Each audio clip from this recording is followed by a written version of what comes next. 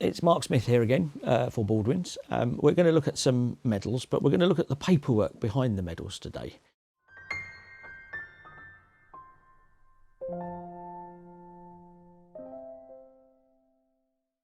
I get asked a lot of questions about how can I find what Grandad did in the war. And one of the problems that we've got is that most of the papers that would tell us what Grandad did in the war, in the First World War that is, were destroyed during the Blitz in World War II. Now the papers that were lost were the soldiers' service papers.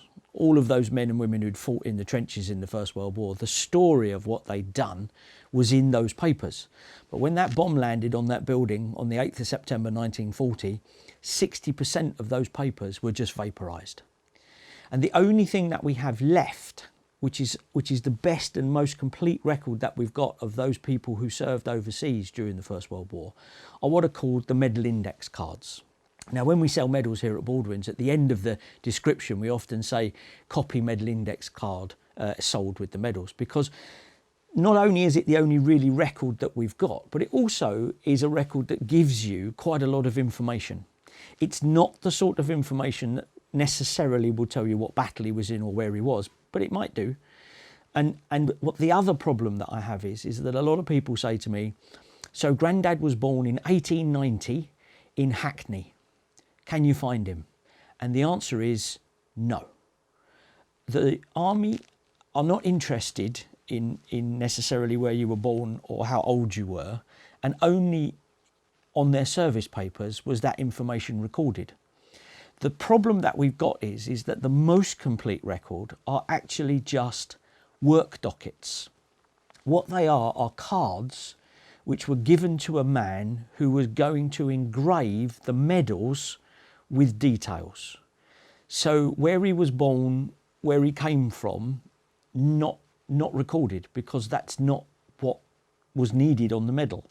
What was needed on the medal was his number, his rank, his initials, his surname, and the regiment that he served in. And that's it. So once we move outside of those sparse details, we're going to have a real problem finding an ancestor, because the things that most people know about them, where they were born, when they were born, are not recorded on these because they're not needed. And a lot of people miss that point, that these are not historical documents about Grandad or Nan, but what they are historical documents of a man who had to engrave someone's medals. They are just work dockets.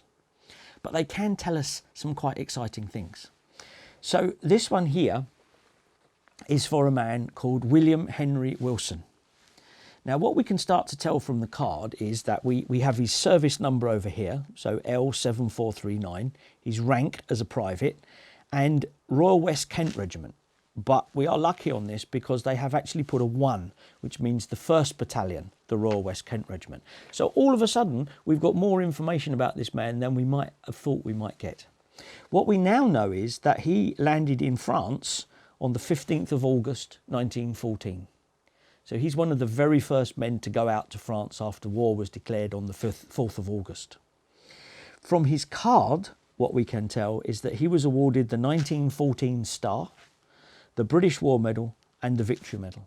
So we know that he got the 3 standard medals of the First World War: Pip, Squeak and Wilfrid. If you remember one of our other talks about the medals of the First World War, you will remember Pip, Squeak and Wilfrid. Now what our card also tells us is that he received the clasp. So he was one of those men who were given the little clasp that says the 5th of August to the 22nd of November 1914. And that was really given to the men who had come under gunfire during that period, and certainly during the first Battle of Mons and the first Battle of Ypres. What we can also see from this man's card is that up here in the remarks it says killed in action the 23rd of August 1914.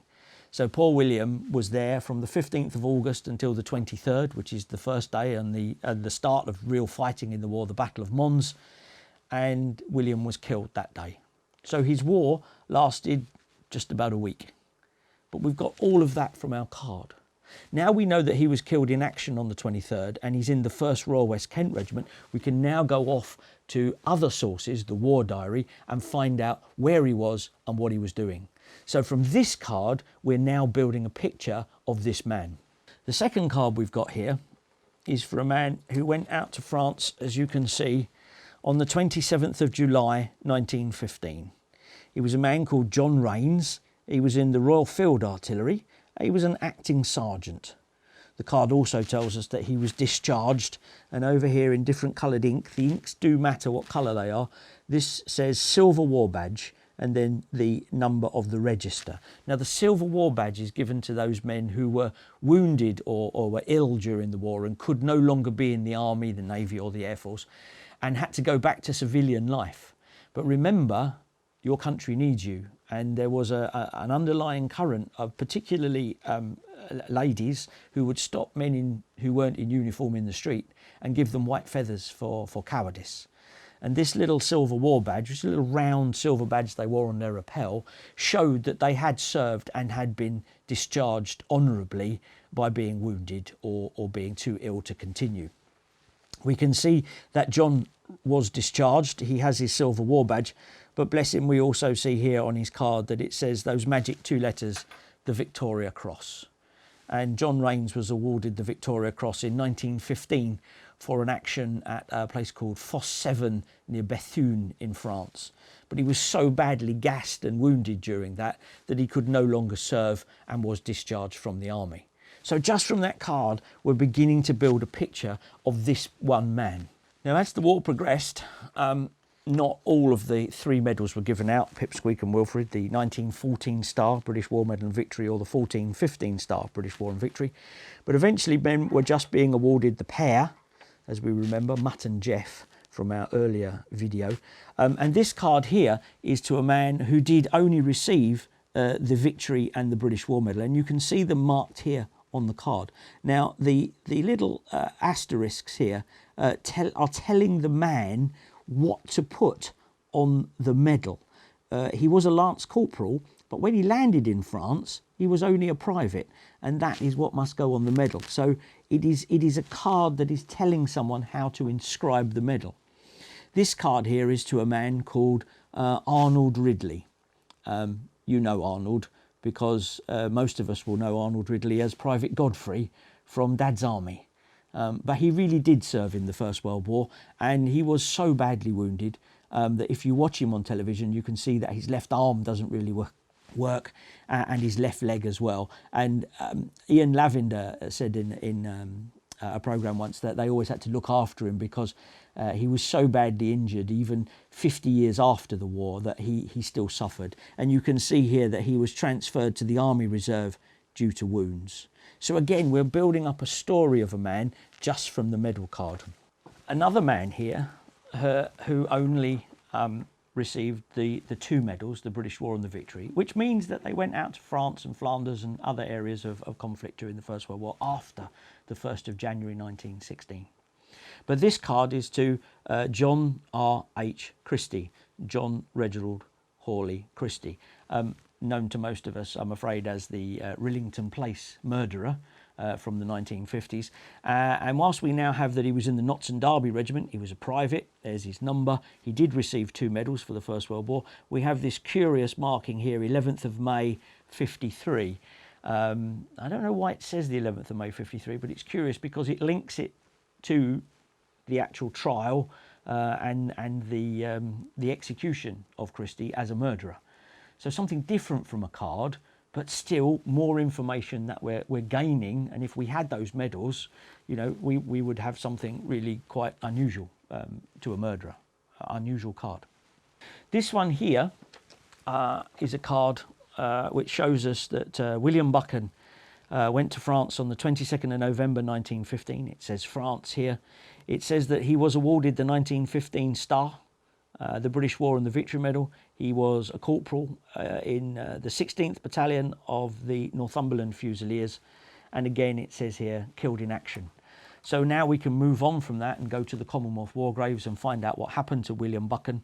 And William was killed in that most famous attack on the 1st of July 1916 on the Somme, the first day of the Battle of the Somme. And William is one of the 18,311 men who were killed pretty much in the first hour or 2 hours of the battle. So there again, what we've managed to do with this card is put him in time, in space.